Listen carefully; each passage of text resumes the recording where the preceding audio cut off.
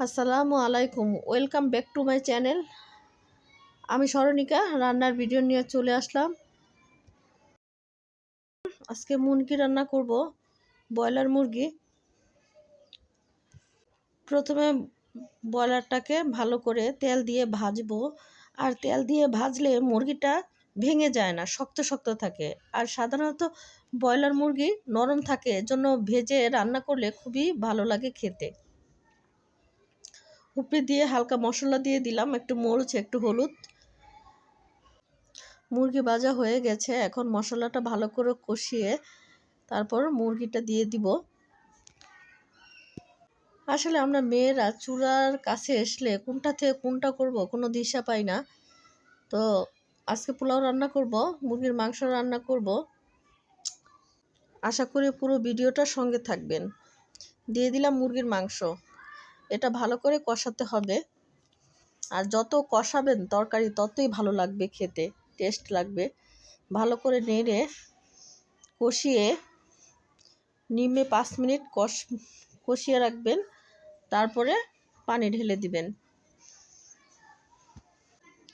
সাথে আলুও দিব।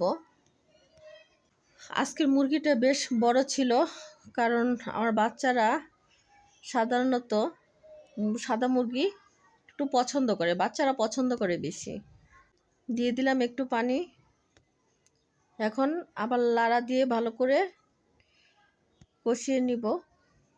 কিন্তু হাজব্যান্ড পছন্দ করে না সাদা মুরগি, ব্রয়লার মুরগি, বাচ্চারা পছন্দ করে।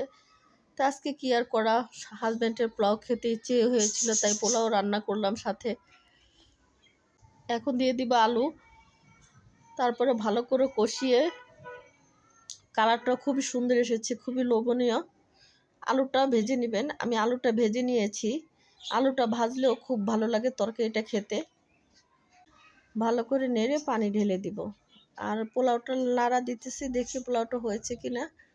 ঝরঝরে পোলাও, বাচ্চারা পোলাও খেতেও পছন্দ করে, আমার তেমন পছন্দ না। আর রান্না বান্না তো হাজব্যান্ডের জন্য, বাচ্চাদের জন্য, তাই না?